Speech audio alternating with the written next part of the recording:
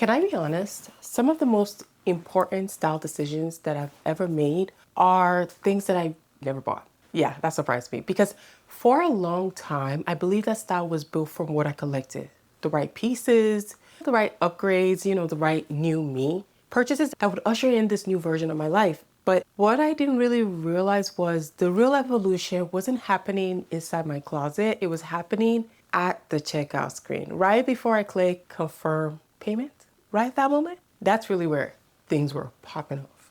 Those moments, the hesitation, the clarity you get in that moment, the little quiet no's were teaching me more than, to be honest, my values and probably my identity than any designer item that I ever owned. There was a season where I thought every shift in my life really required a new purchase. New job, new blazer, new mindset, new coat, new jeans, new confidence, new perfume. But yet when the package came, I'm still me, still overwhelmed, still unsure, and really still trying to buy my way into clarity instead of building it. And that's when it hit me. Style isn't just about what you say yes to, it's about the things you're finally strong enough to say no to.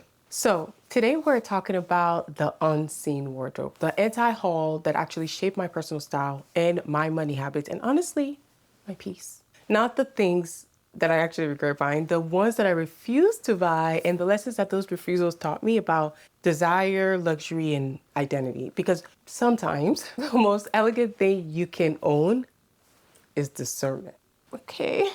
A word, a word, a word.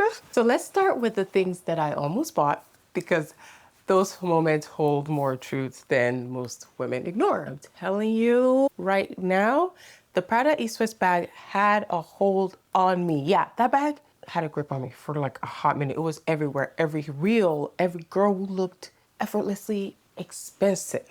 I had this thing on her shoulder, and East-West bags were super popular at that time too. But when I got quiet, I realized something. Sometimes you don't really want the bag. You want the belonging that came with it. The belonging of, for me, was like, oh, I'm creating my content. I'm doing all the things that other people are doing. And belonging can really be the most expensive thing we buy because it just never stopped asking for more. For me, the bag wasn't alignment.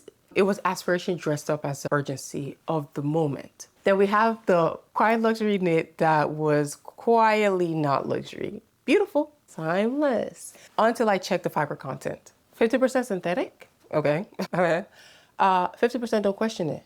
Hot take. If the label is louder than the material, it's not luxury, it's quiet deception. I refuse to spend hundreds on something that pills before my emotions do. Absolutely not. Oh, and then we had that Mary Jane era. Let me be crystal clear. Mary Janes are adorable. I'm not saying I'm not even gonna buy them. I've been actually eyeing them quite recently, but some of these luxury comfort shoes end up feeling like you're wearing regret. I will be honest. If you feel like you can't really walk in it, we really shouldn't be buying it. But we all get sucked into the aspect of, oh, this luxury and this design and this shoe. Myself included. Ask me how I know. I've literally done a shoe review a while back, and the general consensus is that mostly they hurt quite a bit. And you kind of have to do a lot of walking, breaking them in, this, that, and the third, for them to stop hurting if you're even lucky to get that. But if comfort isn't part of it, we're kind of cosplaying this idea of style, right? Because we're cosplaying elegance, we're cosplaying style. I'm not cosplaying elegance, I really want to live it. And then, oh, big item for a minute was the minimal coat with a little bit of structural problems. Online, stunning, stunning. A person, little loose threads, a little bit of a cheap lining. We're not seeing the weight, no engineering. Where's the structure? And as like a designer, listen, if I'm not doing buildings, I'm not doing coats with structural issues. It's just not gonna happen. These almost purchases forced me to really study my impulses because desire isn't random. It's coded. It's coded in a certain trigger that we have within us.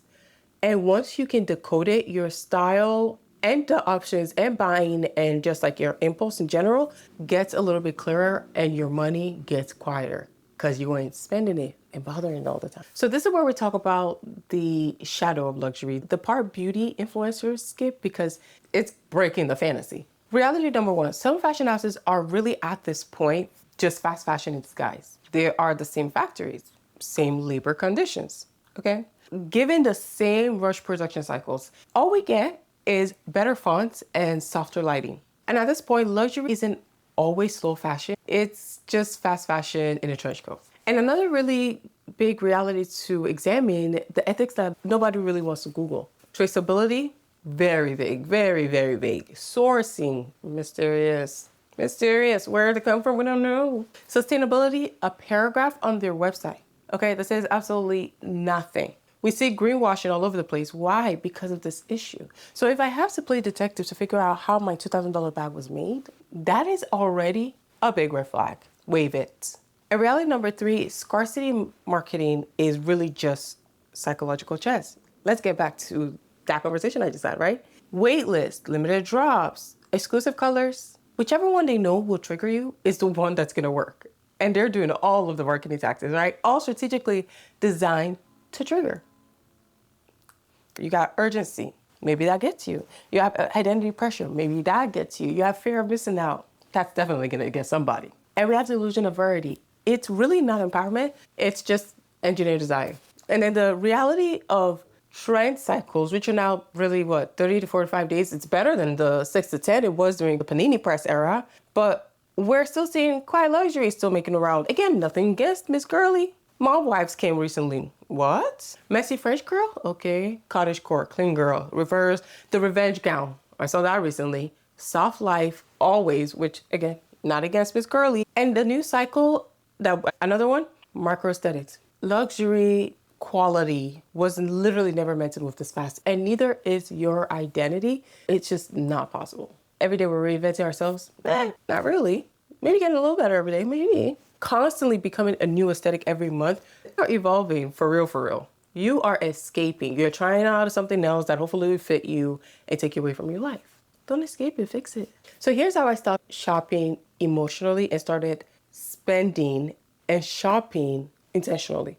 Durability, number 1 and the most utmost one. If it cannot survive a Miami summer and then my calendar and all the different things that I have to do, it's not coming home. Durability is the real quiet luxury. Will it last? And then number 2 is craftsmanship, because luxury is architecture. The interior matters a little bit more than the exterior sometimes, because that's the structure where, that's where the seams come together. They should be done well. You put something on sometimes, you're like, oh, who made this? Who made this? And then number 3, timelessness for your body. Not the algorithm's body, not the model's proportion, not the collective aesthetic of the moment, not what's trending right now. Timelessness is personal. The silhouette that you have will tell you the truth. That is your personal identity. And then number 4, you have your brand values. They should be a little bit of non-negotiables. Transparency, quality, we need that. Tired of polyesters. Accountability. But materials over marketing and longevity over virality is the real key. If the brand doesn't have a soul in the garments, more than likely won't either. And it's hard these days with fast fashion and just quick fashion rampant. It's hard. And number 5, emotional intent. This is the one that really, really changed my life, because before I buy anything, I ask, am I buying this item or some identity or something I think that's tied to that thing? Because most of the time it is that identity, and the identity probably the most expensive at it. When I started building my business, I used to buy things to look like the creator that I wanted to become. That whole idea of fake it till you make it. Then I realized, okay, wait, I am spending a lot of money on shopping every single month. I'm getting a little on the front of there. I'm allocating my beliefs on stuff that, who is this? So now my purchases must support my brand. These pieces that I have must elevate my camera presence, how I look on camera. The textures ideally should be photographing really well, because I'm going to be using these things for all of the things that I do. So they should serve my mission, my goals, and not that little moment and trend anymore. That's the difference, in my opinion, between consumption and actually curating your life. We've heard recently about the new, everyone's apartment looks the same. Correct, because everyone's just consuming the same thing they saw someone doing, rather than being like, do I like it? Is this my identity? Same thing. And here's what happens when you stop buying fantasy. Your mornings will get easier because you know the silhouettes you're going to go for.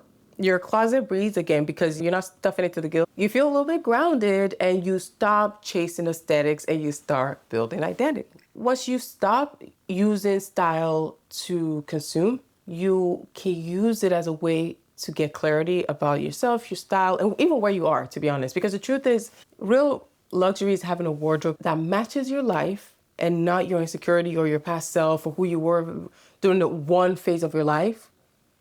Less isn't boring, less is precise, and less can be really powerful if it's done, obviously, appropriately to you, your identity. Again, full circle. So here's a question I want you to sit with. What's one luxury item you didn't buy, and why did that decision make you feel more powerful and, just at ease? Tell me in the comments. I want to know.